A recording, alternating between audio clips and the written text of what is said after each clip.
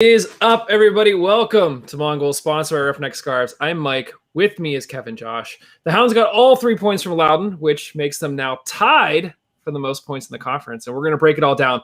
But first, gentlemen, how was your weekend? Kev, what'd you guys do? Oh, Sorry. Yeah, okay. Hold on, wait, stop. Josh, Yeah. victory beverage? Thank you There we so go. much. Now we can celebrate the weekend. Kevin, what did you do this weekend? You caught me unprepared because I wasn't even looking at the screen either. I couldn't even see Josh gesturing to I was just ready for the pop. What did I do this weekend? I had a really nice weekend. We went to there's some wildlife management areas near Knoxville, and I guess every 2 years for ecological reasons, maybe soil health. I didn't read the article. They plant a bunch of sunflowers in this kind of wildlife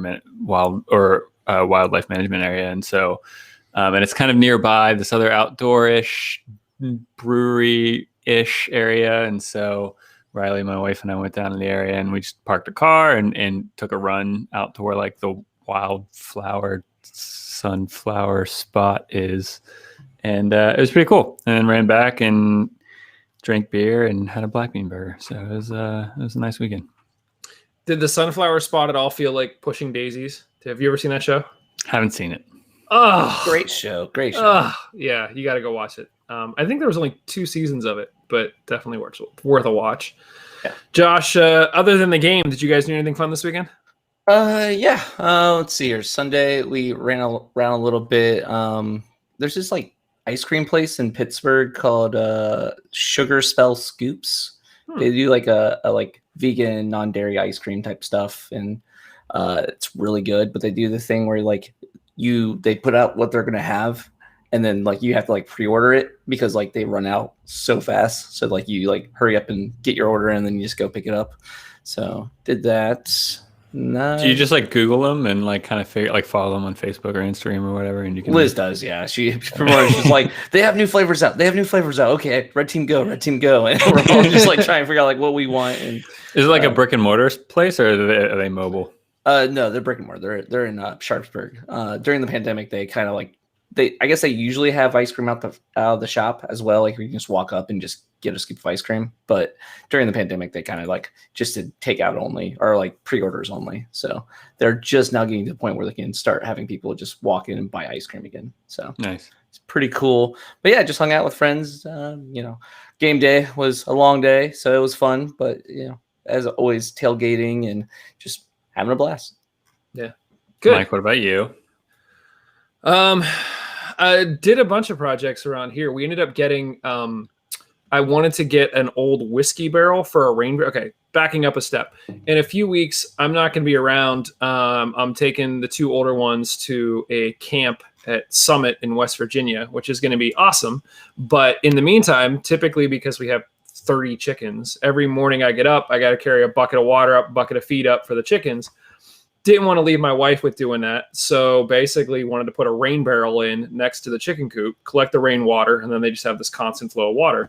There's a really cool place. It's called Mystic Barrels in the east side of Pittsburgh, where they basically just collect old whiskey barrels and wine barrels, and then they sell them pretty cheaply.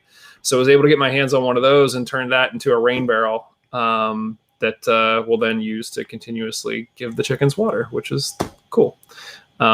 That's very cool. I feel like Mystic Barrels and this ice cream shop need to be unofficial sponsors of the podcast. Yeah, if anybody wants to see pictures, complete side plug, you can go over to Instagram, look at Green Iris Grove. That has, all of that. We harvested probably a bushel full of potatoes last night and onions, and the growing stuff is actually coming along. I know. Not to push this podcast any further down this lane, but what is a bushel? I don't how big is a bushel? Give me. A bushel is. I don't know. Can I lift a bushel over my head? Am I that strong? I don't think you're probably that strong, but yeah, you're. That's something you know about how big the bushel is. I was gonna say awkwardly, you probably could, but you figure a bushel is probably 16 inches across, circular. It's a basket. Bushels is basically a basket. It's like a basket, a bushel, a basket. Yeah, same thing. So yeah. Lots of potatoes, and we still got a lot more to harvest. So that was our first time doing that. That was really cool. So, Something else that was cool that we learned last week, just completely fun fact, I attended Lillys press conference. We've sort of been rotating through. So if you ever have questions that you would like us to ask Lily at the press conference, let us know. Because, there's not a ton of people asking questions. And so we sort of have, not that, we don't have him on the show and ask him stuff anyway. But he mentioned that our buddy Rob Vincent is working on his pro coaching license. And so last week, there was a whole scrimmage that the team promoted on social media. And part of the reason for doing that was a scheduled scrimmage, was that Rob has to have so many minutes coaching like on the field that's filmed and critiqued and things like that. And so they actually built that into the Hounds schedule to have that scrimmage so that Rob could coach. So we knew that Rob was involved with the academy, but it'll be very interesting to see if Rob Vincent's coaching career takes him beyond the academy to, maybe potentially some USL action here down the road. Gaffer Vincent, is that what we're talking about? Gaffer Vincent, yeah, exactly. So we thought it was going to be Kerr. That was. Kevin could be right behind them. It's he's also coaching at the academy. So yeah, that was a cool little tidbit. Another cool tidbit is, guys, we mentioned last week, it's now game week for the men's Hotspurs team. They are headed to Cleveland for the first round of the NPSL playoffs later this week. Why do I not have the date on here? I know the day, but now it just completely blanks on me. That's a very weird audio jump. If you're like listening to this in your car and all of a sudden you hear Mike make that and sound noise, that was yeah. Total apologies on that. Hold on, give me 1 second. I don't know why I'm totally blanking. That's Josh, what do you got? Time filler for 10 seconds. What do you got? Give me something. All right. So during tailgate, it's Tuesday. Week, it's tomorrow. It's tomorrow. I knew it didn't take long. I was like, it's tomorrow, but then I also didn't want to say it's tomorrow and then have it not be tomorrow. It's tomorrow. And the reason why we're bringing this up is that the team is having a watch party at Industry Public House. Kickoffs at 7. So their having happy hour from 4 to 6:30. Their beer Hotspur will be on tap. Kickoff at 7. So if you want to go watch the team, it's at Industry Public House, 4305 Butler Street, Pittsburgh, PA, 15201. So check that's it out. The one in Lawrenceville, just so people know, because there's two industries. There's one in Lawrenceville and one in Robinson. So that's the Lawrenceville industry. Correct. And that's what? Tuesday, July 20th. Tuesday, July 20th, 7 p.m. kickoff. Yes.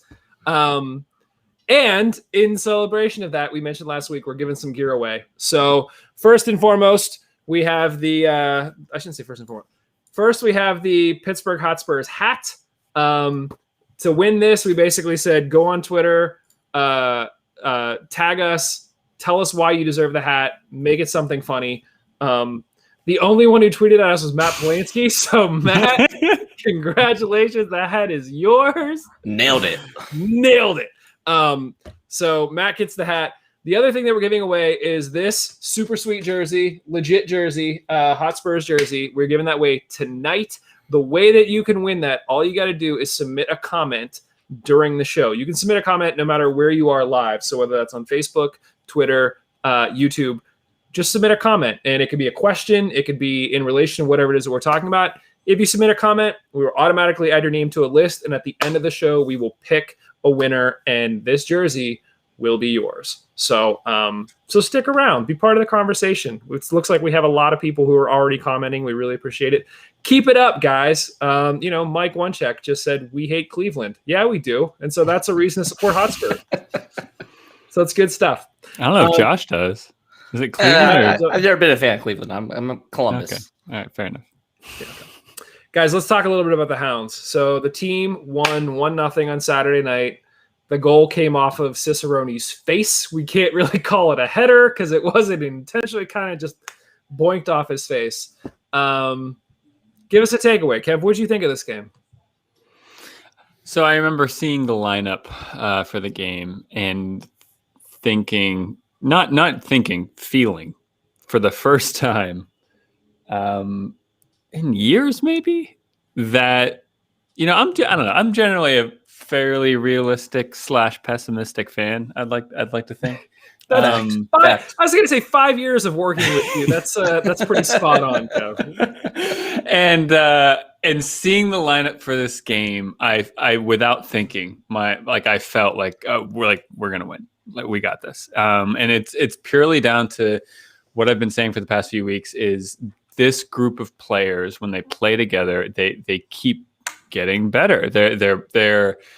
Their understanding of where each other are on the field, the one-touch passes, and just the movement and the movement off the ball, and the passing and the connection. I mean, it's all continue every time they play together. It gets a little bit better, and so they, these 11 players get the start, and yeah, I mean, we see it was 1-0, but could have been 5. I mean, we created a lot of chances.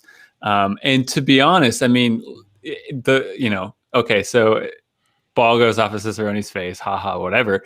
It was one of the best goals I've seen us make all year. It was from start to finish, starting and probably even before this, but starting with Kenny's pass over to Todd and the way Todd controls it, drives inside, and Dixon off the ball, great vision and just great movement. Everything was perfect, and we have 2 guys crashing the net, right? I mean, like in I think time gone by, the biggest criticism for why maybe we don't score enough goals is when we don't get enough guys in the box.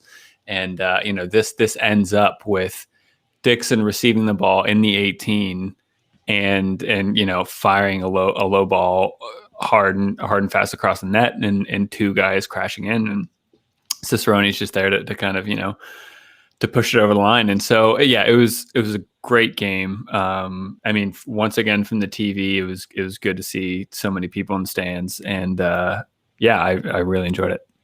Josh, talk about the game day experience. You mentioned tailgating. How that all go down? It was great. So we had I don't know if you guys have been following anything, but Troy Beck, he pretty much said, "Hey, I'll bring chicken sandwiches to the tailgate," and he brought 20 sandwiches. He made them himself. Like, he has like his own business out of his house. You can like go to his website, order a sandwich, and if you order, I think 2 or more, he'll deliver them to you if you're like around the surrounding area of Pittsburgh. So it's pretty awesome, and they were fantastic. It was like a variety of like Nashville style barbecue and plain, and yeah, the Nashville style was super spicy. It was great, everything you want. So that was They fun. Looked incredible. Oh, yeah. Yeah. As some might know, I try not to eat meat because of my cholesterol issues. So I was like, okay, this is worth it. So yeah, I had one of them. But he does do tofu versions of them, which I don't know how that's going to be, but the chicken was awesome.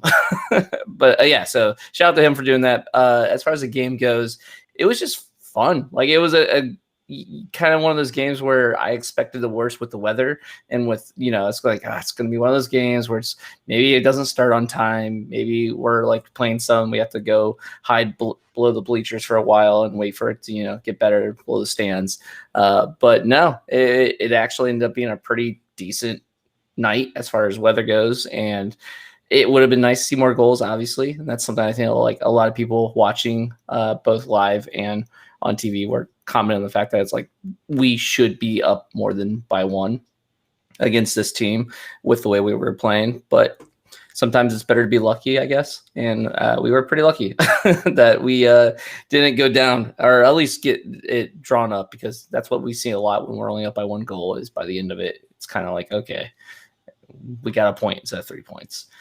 So it was nice to actually keep that clean sheet. And yeah, the team was just fun to watch. The guys were feeling it. The crowd was great, and the afterwards, Lily did keep the team, I think, for about 20 minutes on the field, yelling at them after the game. I mean, we tried. We started chanting, "Let them go, let them go, let them go." But I don't think he was listening to us for some reason. But we stayed, and they came over, and they were all smiles and happy, and yeah, it was good. And I think it was Kilroy's 50th pro game, and then it was Forbes' 100th game. Yeah. So the Hounds, yeah. With the Hounds, yeah. So all fantastic. Awesome to see. So a lot of celebrating. Yeah. back to Kev, you mentioned the goal. I think our buddies over at the USL show even pointed out Wharton's movement. I mean, when this season started, we were like, oh, Wharton's gonna be like the perfect holding midfielder. And no, he's like now a right back who is like one of our biggest attacking threats that, the past few games, his movement with the ball has led to at least 2 or 3 goals. So like I was not expecting that going into this game, but that movement was something that, we all have been talking about for years, where it's like take a player on, draw players to you, open up space. And that's why Dixon was wide open. His defender stepped off him to go to Wharton. And likewise, there was a moment earlier in the game where I commented that Kilwine had the ball and he held it just a half second longer to draw a second attacker to him. And then he passed it into space because there was a guy open because the player had left him. This is all great stuff that, we've been waiting for, but was anybody expecting Wharton to be like the playmaker coming into these past few games? Especially not in this position. Oh, go ahead, John. Yeah, and this is all because Dover having injuries. So it's like he's kind of being asked to do something he wasn't originally brought on to do. And he's showing up. He's doing great. So it's been nice to see that we do have that depth and the ability to, use players in a way that they weren't intended for, but yet they're still showing up and they're still doing the job, which is fantastic. Yeah, agreed. One of the other takeaways that I had, this seems to be second or third game in the past few that Lilly has brought sort of the hockey line change of Williamson, Velarde, and Perez on at the same time. And they spark some life, man. Like, I don't know if literally, I think hockey line change. Like, I think, do you guys remember the movie Miracle, where like they talk about, oh, these 3 guys gel together, like they click, we're going to make them like the first official line of the team. It feels like these guys are aligned. Like they just sort of know where each other's going to be, and they're all sort of on that left side. They work really well. And I was impressed with the fact that, we were up 1-0. And I didn't think about it this way during the game because it felt like we were never in danger of being scored on. At least it didn't feel like that. And so when it's late in the game and Lilly's first subs are essentially 3 attackers, it was like, oh, we're going for it. Like we're not subbing in defenders and just sort of like sitting on this. Like, yeah, we own this game. Guys, I can't remember, where did Perez come in for? Did he go in one of like the Wharton like midfielder as a wingback role kind of thing? Wharton, okay. Yeah. Yeah, basically he went left back, and then Velarde sort of hung out on the left and mid, and then Williamson was up top, but sort of drifted to the left just a little bit. What do you guys think about Williamson? And like, I don't know. I think right now, the team that starts the game is playing too well together to break anything up.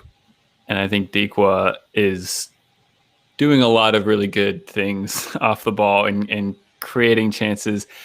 I think there does come a point where a player in his position, as well as Cicerone and Dixon, are playing.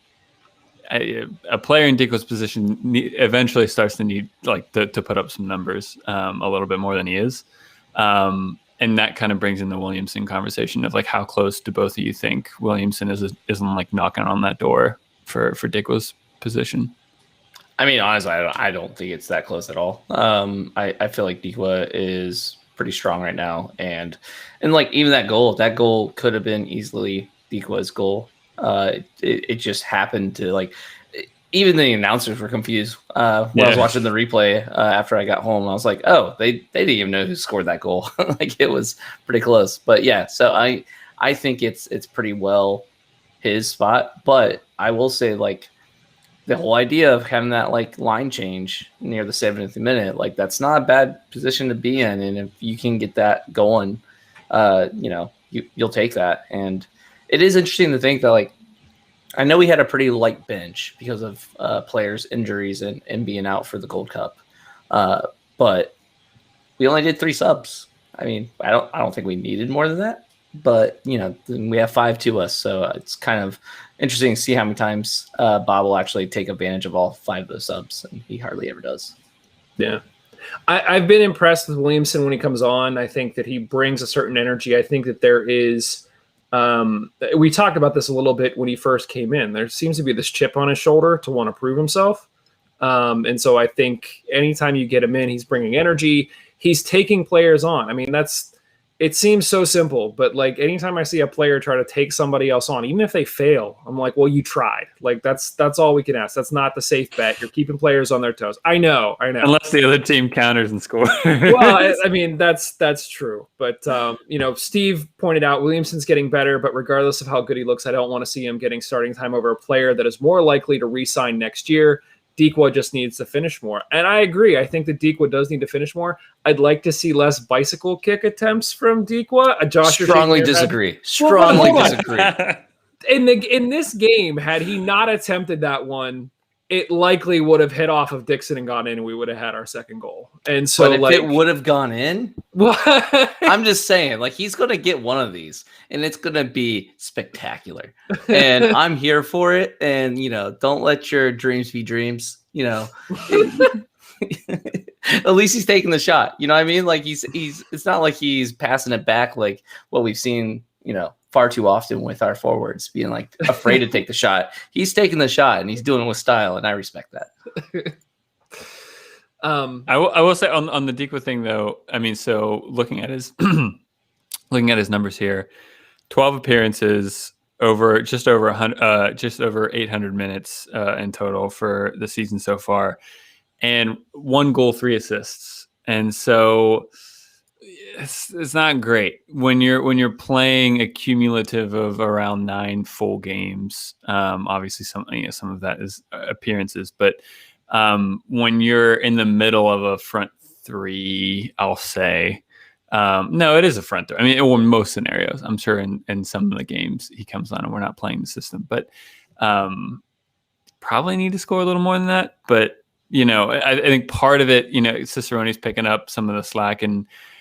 I need to look at Dixon's numbers. I think Dixon he visibly provides just so much. I mean, Dixon creates a lot more chances than Dequa creates, and Dixon hits the post and blah blah blah, and so yeah. I mean, Dixon is kind of another story, but I think the only thing now that is missing from Dequa's game, I think he's getting better. And I'm happy to see him there because I think he's playing well with everyone around him. He's just, it's 1-0. It's not 2-0. Right? Yeah. No, and I'll second the Dixon thing. I think that every time, I shouldn't say every time, the vast majority of the time that he gets the ball, he seems dangerous. And I think he was unlucky to hit the post in this one.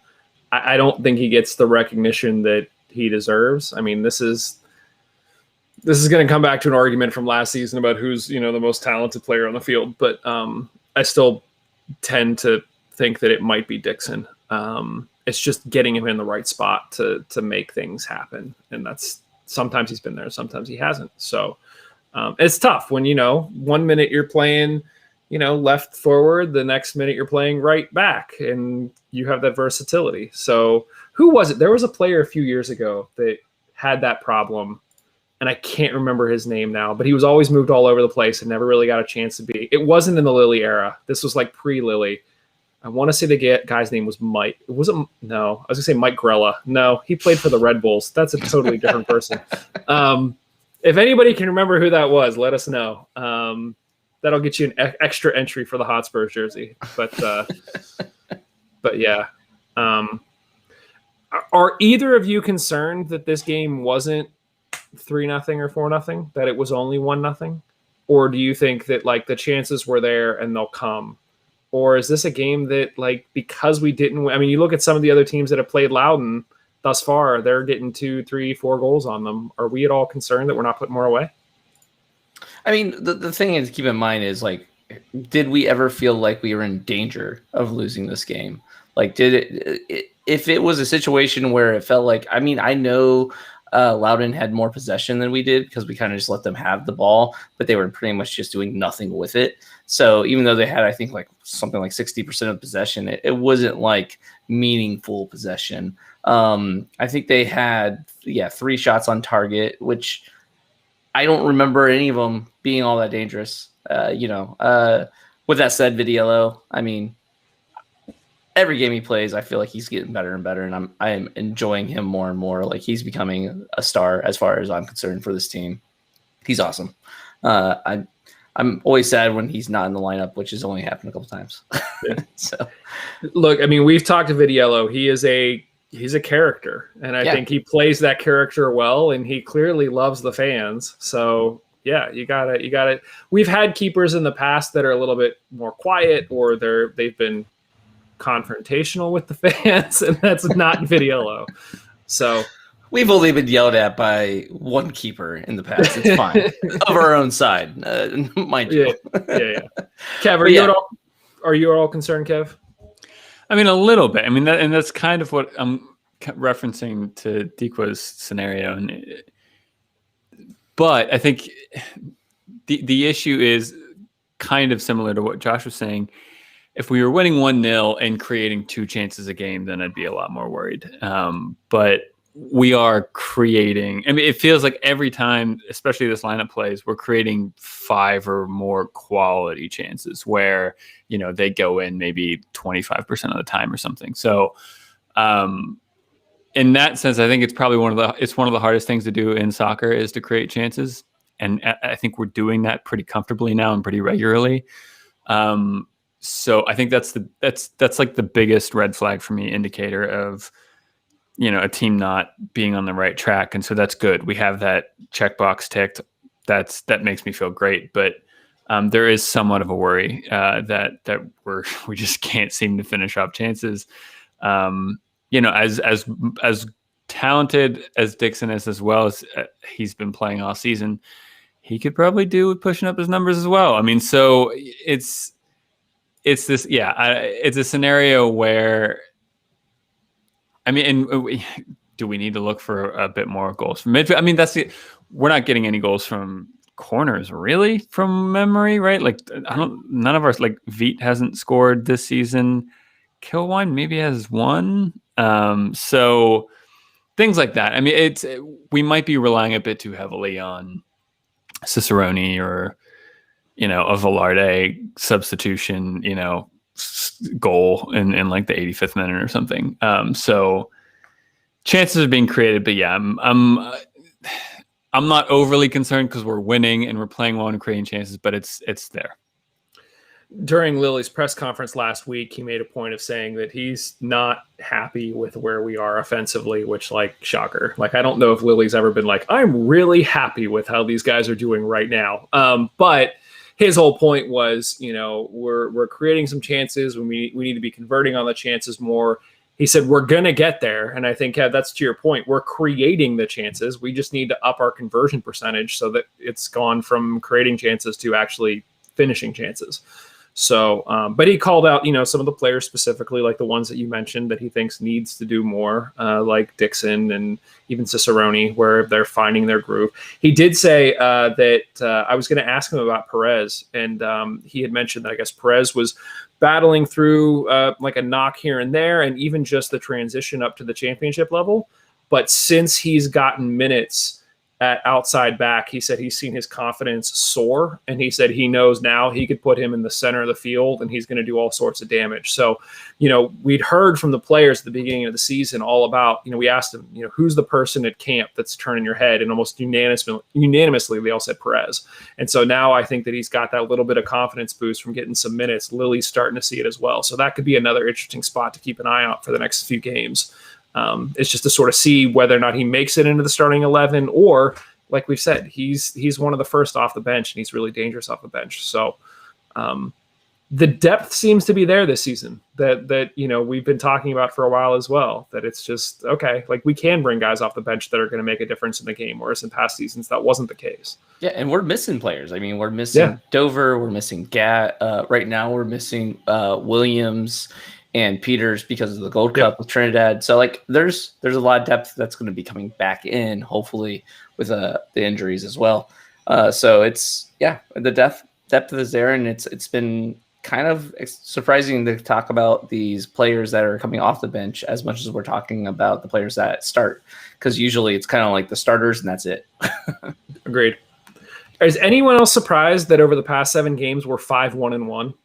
Like, I know we've been doing well, but like 5-1-1 in 7 games, that feels like really good. Like that's like real good. Yeah, it was dicey there for a second. I mean, like we were like, oh man, maybe the wheels are gonna fall off this, like it's fast too. So it's nice to see that, they kind of righted the ship and they've been doing awesome ever since.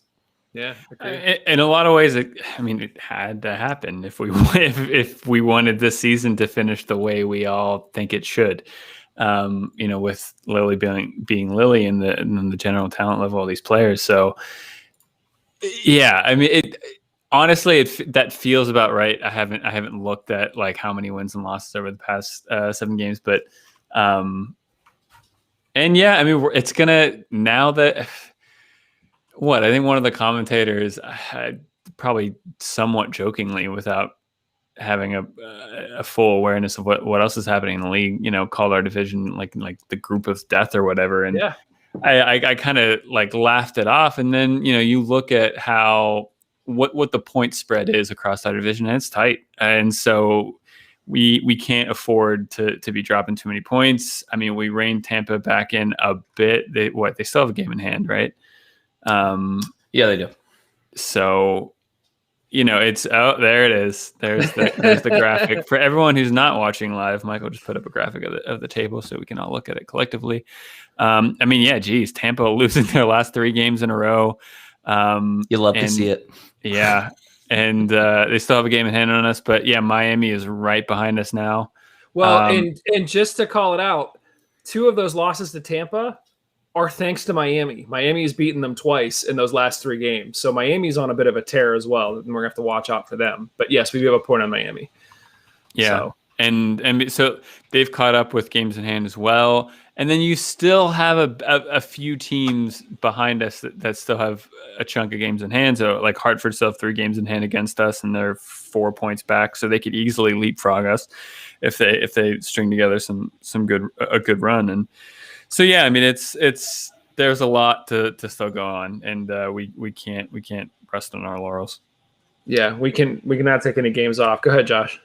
Yeah, I was just saying, like, this whole group of death thing. I don't know. Like, I think Central Division is still the worst group to be in, personally. Because, like, right now, so Central has Louisville, Birmingham, which is doing awesome, Indy 11, which is normally good, but they're apparently not great this year. Like those 3 clubs alone, I think, kind of make it really a competitive one. But I guess there is an argument for us as well, with us in Tampa and Miami. And Hartford's not bad. Hartford's a really good side as well. So it's a toss-up. But yeah, I do think for the group we're in, to be in like tied with first right now is pretty impressive, and we should be proud of that to see with the Hounds. And it's too early to start thinking about the playoffs, I think, but at the same time, it's one of those situations where it's like, we need to make the playoffs obviously first before we worry about it. But I want to know if this team can go farther than just doing decent in their group. Yeah, agreed. I think what makes me nervous about the table, just putting it up one more time, is the fact that, Tampa was far and away the best team, it seemed like, early on in the season. And now obviously they have 3 losses in their last 3 games. But, what does make me nervous is we have Miami that is breathing down our neck. We have Hartford that is, picking up wins against some of like the Tampas and the Miamis. You have, Charlotte that went on a bit of a slide, but Charlotte were right there for a while. Even the Red Bulls, their last 3 games are a draw, win, and draw. And when you look at it, they drew with Miami. They beat Charlotte 3-2, and then they drew with Hartford. So the teams that they're drawing against are teams that are literally right on our tail. So we're actually on Friday traveling to New York to play against the Red Bulls. When I originally saw that, I was like, this game's a gimme, right? Like, look at where New York is in the table. When you look at their last 3 games, this game is not a gimme. Like, this is one that the Hounds are going to have to go and compete and hope to win. Now, granted, the last 2 times that we played them, we won 3-0 and we won 2-1. So, if history repeats itself, then hopefully we've got a win out of this. But I don't know, man. No games a gimme, especially after looking at that table and seeing the green W for Loudoun is us after surrounded by 4 L's. Yeah. Woof. Yeah.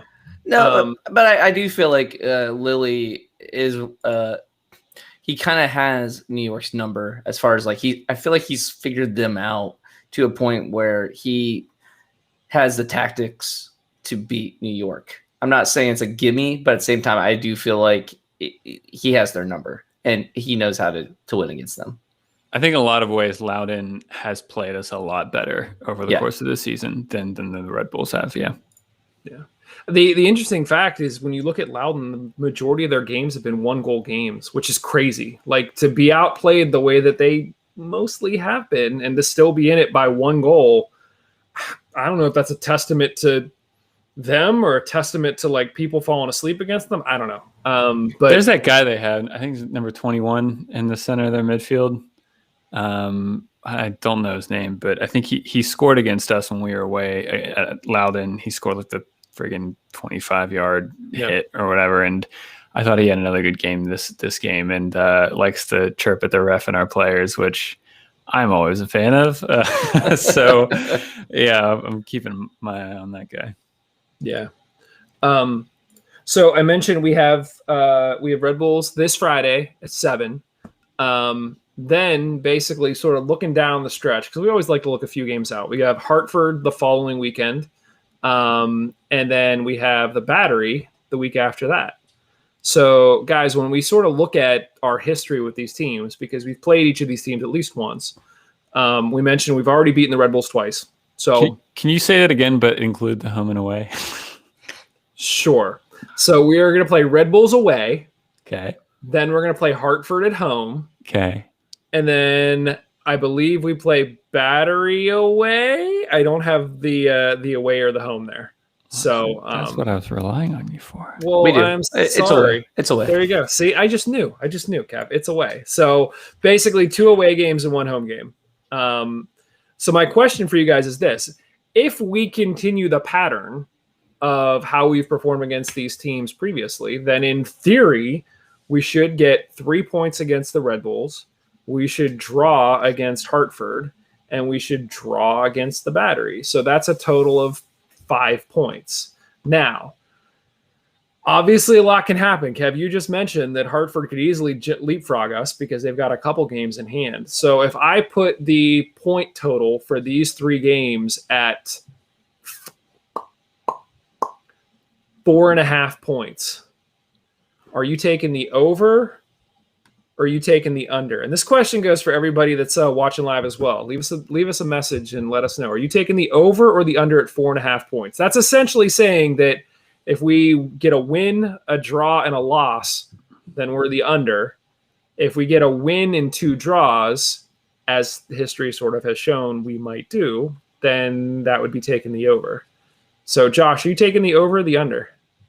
I'm actually thinking the over because I do think we could. I'm worried about Hartford, even though it's home. Hartford is a good team, and I'm a little bit worried about them. But I feel like we can beat the Battery, even though it's away, and I feel like we can win against Red Bulls. So I'm actually thinking like 2 wins and a loss possibility. It sucks though because I don't want to lose at home. But it's Hartford. They're a good team. So, yeah, I'm going to say the over. Hartford, I mean, just looking at the numbers real quick, Hartford have the best goal differential in our division.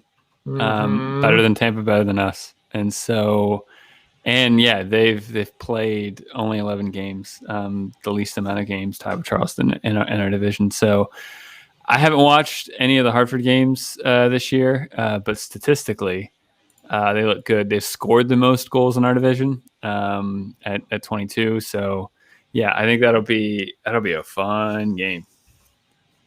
You did give us an over or under, Kev. You didn't. I was just adding on to Josh's comment. I didn't think this was Kevin time yet. Kevin sidestepping? That doesn't sound like Kevin ever. Like he always answers the question directly. I reject your question. I'm going to answer the one that I want to answer instead. That's right. No, I'm probably taking the under. I think we'll get 4 points over the next 3 games, which is fine. Like I still think that's that puts us within fine kind of like striking distance with what we want to achieve this season. Puts us within fine. Yeah, I mean, look, just to sort of set the table, I believe after these 3 games we have Miami. So, like, if we're looking at maybe 4 points over the next 4 games, is that problematic? I don't think it's problematic. Okay. I don't know. Yeah. If we make the playoffs, it's not problematic.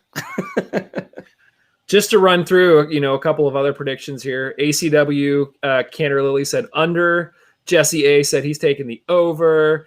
Steve Serino said hello, which is not over under. Mike A said over. We're getting at least 6. Mattias said he's taking the over as well. So thanks, everybody. Like the fan in me says take the over, just because like I feel like we always predict a win. Man, that's tough though. I think I'm going to take the over and hope for.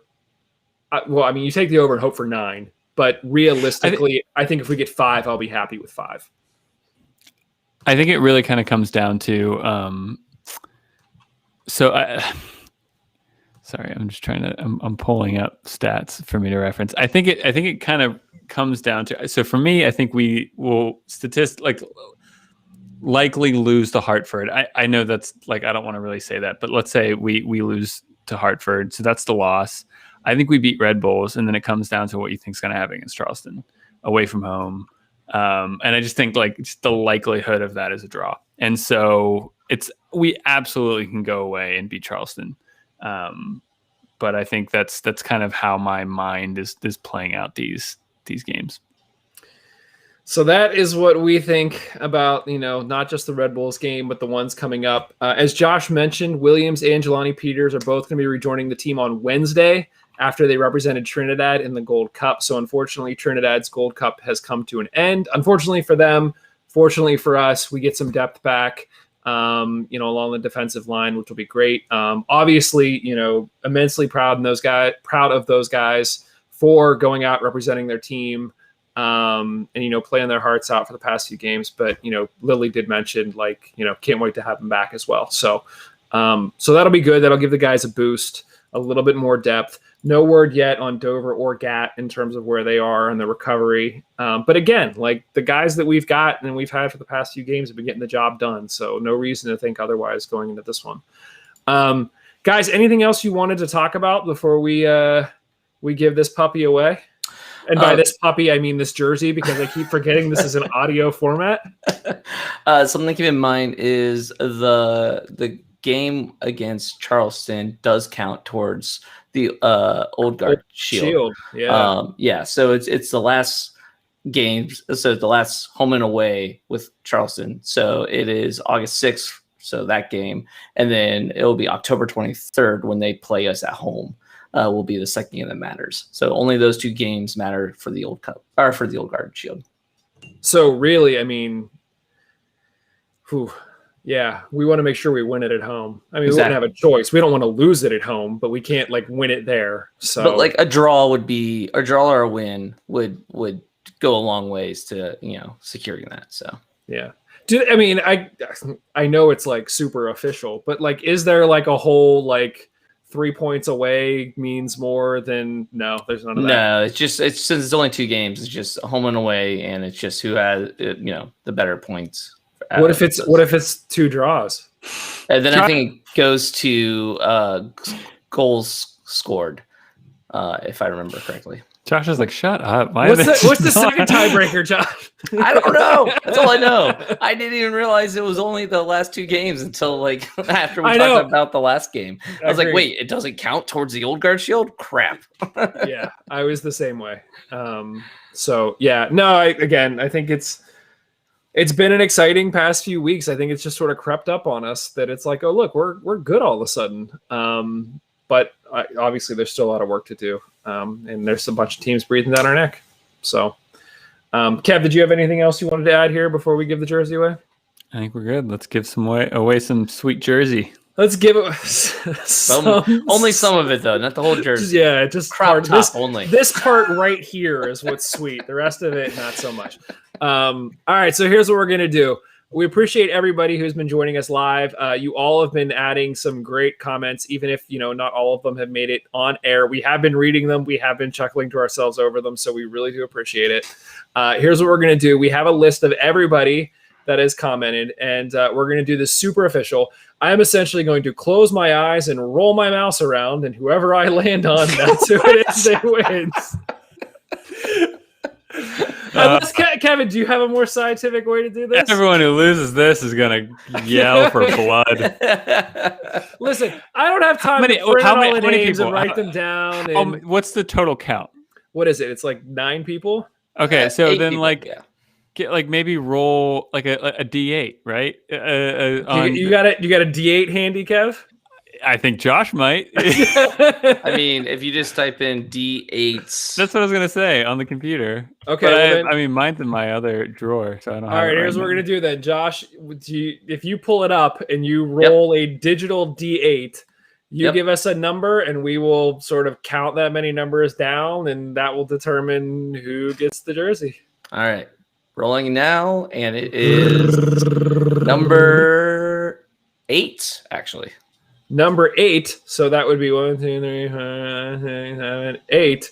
Is that Mr. Storino? Did I count correctly? I believe so. So Steve Storino, congratulations, my friend. You are now the proud owner of a Pittsburgh Hotspurs jersey. So I believe that we have your address, but if not, feel free to DM us on Twitter. And I know, Steve. I can get to him. It's all good. Okay, all right, that's fine. That's good. All right, good. But that's not to say that we don't appreciate everybody else who did join in live and add comments and be part of the conversation. Because like I said, we enjoy talking to you guys. We enjoy getting your feedback, hearing your thoughts. Like I said, there was a lot of other conversation that's happening while we're having the show. So it's kind of like, joining in on Twitter when we're tweeting live during games, and it's like a conversation on top of the conversation. So we appreciate it. The real gift is being able to just interact with us for an hour. That's right. That is right. Because we are so engaging that we're so much better than a sweet Hotspurs jersey. Come on. It's the friends you made along the way that really matter. Right. Yes. It's not the journey, or it's not the destination. It's the journey. All right. I guess anything else, guys, before we wrap this one up? No. No, I'm good. Well, thank you, everybody. Make sure that you check out the Hounds game Friday night. I don't know if we'll be live tweeting. I may not be home, so we'll have to wait and see. But obviously support the Hounds. Do all you can. Support the Hotspurs. They got that game coming up tomorrow night with the live watch party. Go check that out as well. I think you can find out more information at their site. But otherwise, thanks, everybody. Head over to mongoals.com. Click on support the show to become a Patreon follower. This is your weekly reminder that Black Lives Matter. As always, thanks to our sponsor, Roughneck Scarves, official scarf supplier to MLS, USL, and US Soccer. Get custom scarves for your group or team at roughneckscarves.com. Tired of the same old cookie cutter jerseys and templates from Nike and Adidas? Looking for a completely custom kit for youth club, Sunday league squad, adult, or even pro team? Icarus FC can help you create the kit of your dreams at an affordable price. Let them help you design your new custom kit today at IcarusFC.com. Looking for more great USL news? Head over to bgn.fm. We've got over 100 fans that are writing and podcasting about the beautiful game. Lots of great features that go up on the site every single week. Check them out at bgn.fm. Otherwise, as always, thank you, everybody. We will talk to you very, very soon. Cheers. Later.